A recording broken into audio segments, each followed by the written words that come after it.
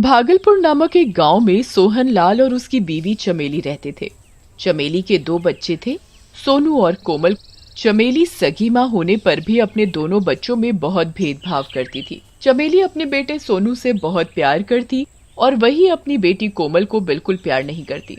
सोनू पढ़ाई में बिल्कुल अच्छा नहीं था, वही कोमल पढ़ाई में अव्वल थी। कोमल अपनी कक्षा में हमेशा प्रथम स्थान प्राप्त करती।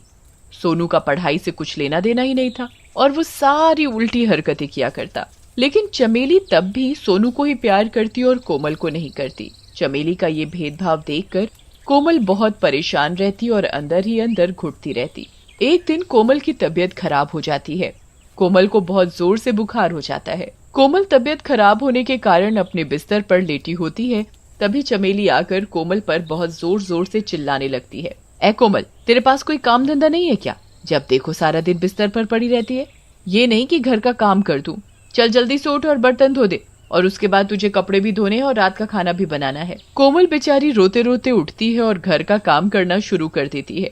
थोड़ी ही देर में कोमल के पिता सोहन घर आते हैं। कोमल सोहन को देखकर बहुत जोर जोर से रोने लगती है। पिताजी मुझे बचाओ, मुझसे अब और काम नहीं हो पा रहा, मेरी तबीयत ठीक नहीं है पिताजी। सोहन कोमल के मुंह पर हाथ फेरता है। अरे बेटा, क्या हुआ? तुझे किसने बोला है काम करने के लिए? मुझे बता। अरे तुझे तो बहुत जोर से बुखार है, तू यहाँ काम क्यों कर रही है? पिताजी, मुझे माँ ने बोला है काम करने के लिए। मैं रोज कर देती हूँ, पर आज मुझसे काम नहीं हो पा रहा। मेरी हिम्मत आज जवाब दे रही है। तू यहाँ काम क्यों कर रही है? अरे बेटा, तू चिंता मत कर, मैं तुझे अभी डॉक्टर के पास लेकर जाता हूँ और तुझे दवाई दिलवाता हूँ। सोहन कोमल को गांव के डॉक्टर के पास ले जाता है और डॉक्टर उसे 1 हफ्ते तक आराम करने के लिए बोलता है। सोहन घर आकर अपनी बीवी चमेली पर बहुत चिल्लाता है। चमेली, ओ चमेली, किधर हो तुम? तुमने मेरी बेटी कोमल से काम कैसे करवाया? तुम्हें दिखाई नहीं दे रहा उसकी तबीयत खराब है? तुम मुझसे सारा दिन काम करवा रही हो। अब गलती से भी इससे अगर तुमने काम करवाया तो मुझसे बुरा कोई नहीं होगा।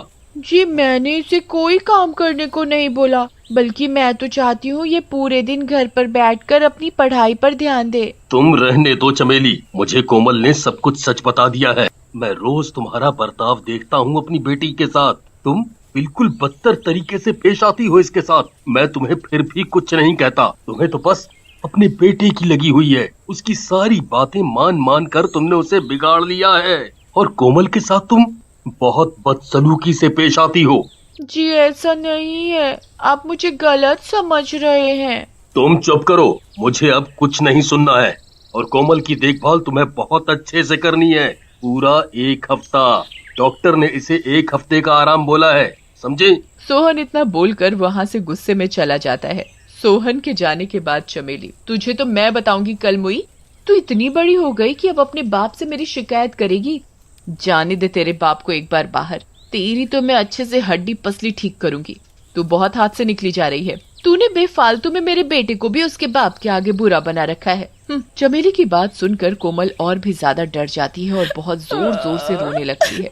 देखते ही देखते कुछ ही दिनों के बाद सोहन को अपने व्यापार के चक्कर में गांव से बाहर शहर जाना पड़ता है।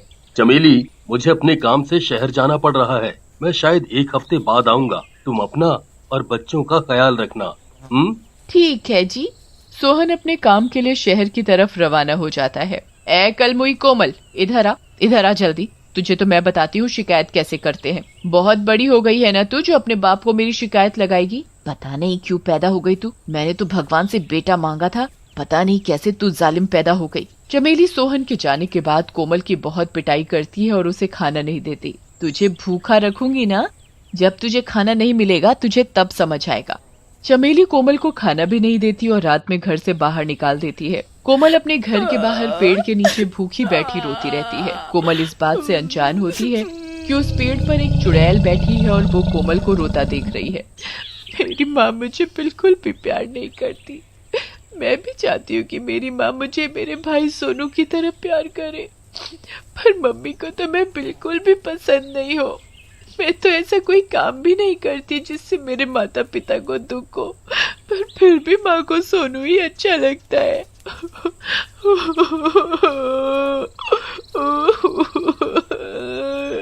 कोमल पेड़ के नीचे बैठकर बहुत जोर जोर से रो रही होती है। मुझे बहुत जोर से भूख लग रही है। माँ ने आज सुबह से मुझे खाने को कुछ नहीं दिया, मैं क्या करूँ? कोमल का ये हाल देखकर पेड़ पर बैठी चुड़ैल को दया आ जाती है। चुड़ैल पेड़ से उतरकर कोमल के आगे प्रकट हो जाती है। कोमल चुड़ैल को देखकर और डर जाती है और जोरों से रोने लगती है। अरे तुम मुझसे डरो मत, तुम चुड़ैल हो, भागो यहाँ से। तुम यहाँ मेरे पास क्या कर रही हो? कोमल चुड़ैल से डर जाती है और वहाँ से भागने लगती है। चुड़ैल ये देखकर मायूस हो जाती है और जोर जोर से रोने लगती है। कोमल चुड़ैल को रोता देखकर रुक जाती है। अरे तुम क्यों रो रही हो चुड़ैल? मैं किसी का भी भला करने के लिए सोचती हूँ तो वो इंसान मुझसे डर कर भाग जाता है। मतलब मैं तुम्हारी बात कुछ समझी नहीं। अरे अब तुम्हारी बात देख लो, तुम पेड़ के नीचे बैठकर रो रही थी। मैंने तुम्हारी सारी बात सुनी और मुझे तुम्हारी बात सुनकर दया आ गई। तुमने कहाँ सुनी मेरी बात? तुम जिस पेड़ के नीचे बैठकर रो रही थी, मेरा उसी पेड़ पर वास है, वहीं ऊपर बैठकर मैं सुन रही थी। कोमल ये बात सुनकर जोर जोर से रोने लगी। अरे तुम रो मत, मैं तुम्हारी मदद करूंगी। पर कैसे?